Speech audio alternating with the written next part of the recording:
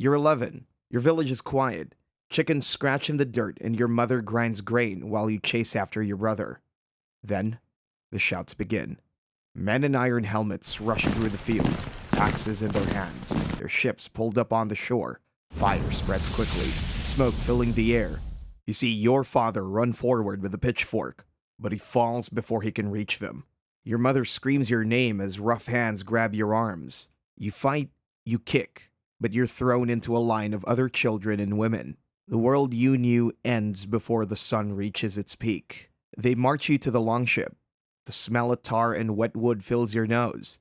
You're pushed inside with others, your wrists bound. The men row without speaking, the rhythm of the oars steady, their faces painted with streaks of ash.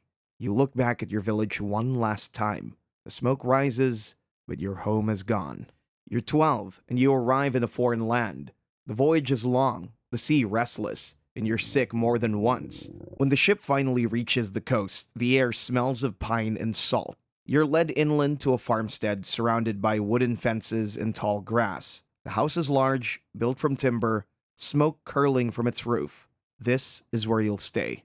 The master's wife inspects you, gripping your chin as if you were an animal. She points to a bucket and makes it clear without words that you are here to work. That night, you sleep on straw in a corner of the barn, the air damp and cold. You listen to the sound of cows shifting nearby, and you understand that your life now belongs to someone else, and the work begins.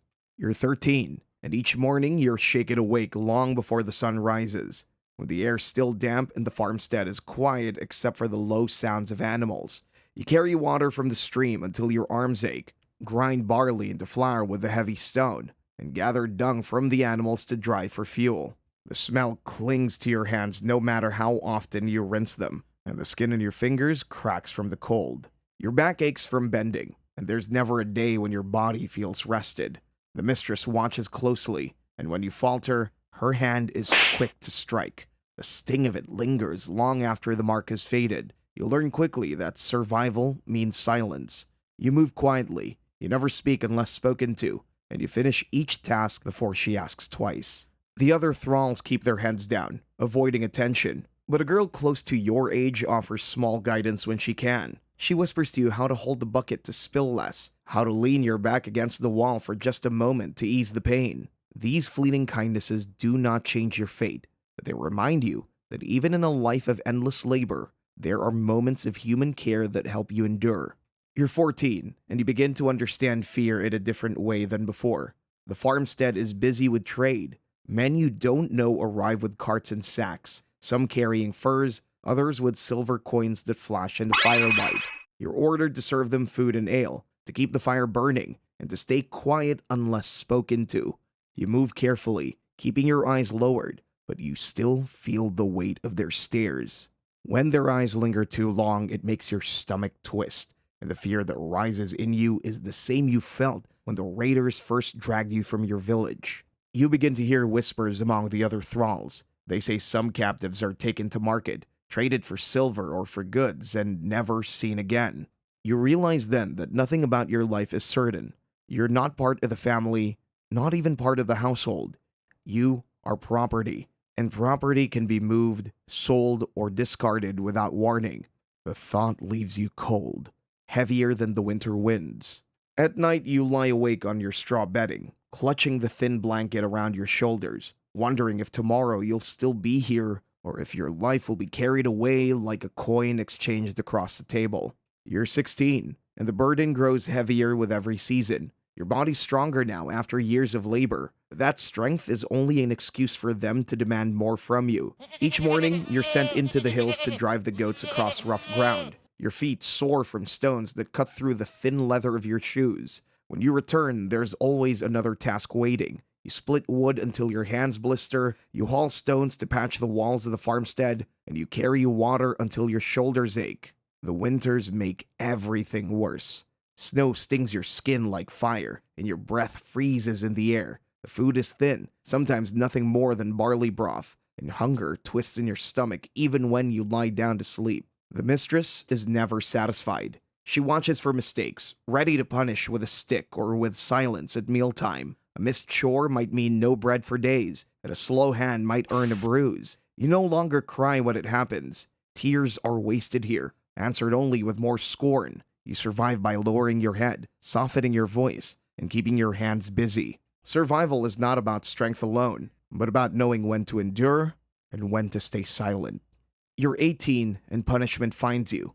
One day, while rushing through the hall, your hands slip and a jug of milk crashes onto the floor. The sound echoes like a drumbeat, and before you can kneel to clean it, the mistress is already there. Her face twists with rage as she strikes you so hard across the cheek that you collapse, your head ringing. You taste blood on your lip, but there's no time to speak, no chance to beg. She calls for the others, and with a single command, you're dragged outside. Your wrists are bound, and you're tied to a post as the sun disappears and the night grows colder. The chill seeps through your thin clothes, your skin tightening as the hours drag on. Your teeth chatter uncontrollably, and your fingers stiffen until they feel like wood. You try to stay awake, to fight the cold, but your body betrays you, shivering so violently that your bones ache. By dawn, you can barely lift your head. They untie you, half-conscious, and drag you back inside.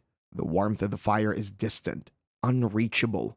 The other thralls glance at you but quickly turn away, terrified of sharing your fate. You understand now, more deeply than before, that kindness does not exist here. You remain alive only because your labor still has value. You're 20, and hope flickers, then dies.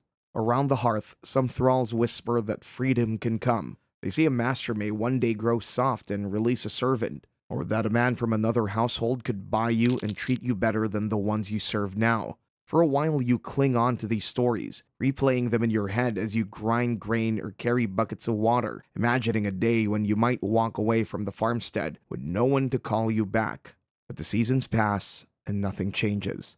The mistress grows sharper with age, her voice like iron when she scolds, and the master sinks deeper into the haze of his drinking. Work fills every moment, and the dream you once nursed becomes too heavy to carry. Slowly you fold it away, leaving it buried with the other things you've lost. The girl who once helped you with the buckets is gone, sold quietly one morning to another household. No one tells you where. You don't know if she still lives or if she's been taken farther still to another land, to another fate. Loneliness settles into her absence, colder than any winter wind, and it does not leave.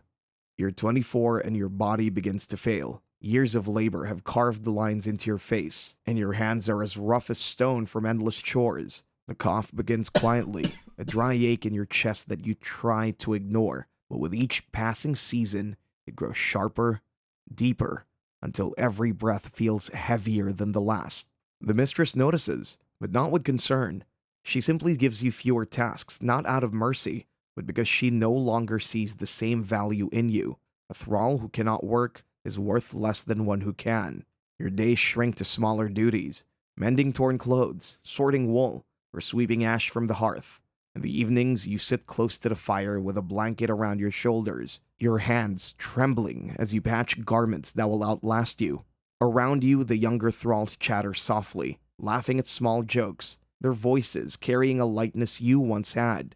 You watch them, remembering when you still had that same energy, before years of labor and fear wore it away. You wonder how long it'll take before they too discover what you already know.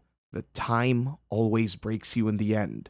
You're 28, and the end comes quietly. The cough that has haunted you for years grows heavier, deeper, and now each fit leaves blood on the rag you hold to your lips. Your body is weak, worn thin by winters of labor and hunger. Still, you try to work, forcing yourself to carry buckets or tend the fire, but your legs give way beneath you.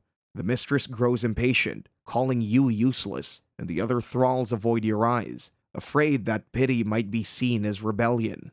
One winter morning, you cannot rise at all. The frost has crept through the cracks of the longhouse, and you lie shivering on the straw bed that has always been yours. Around you, the day carries on as if nothing is ending. The clang of pots, the bark of dogs, and the orders of the mistress drift through the walls.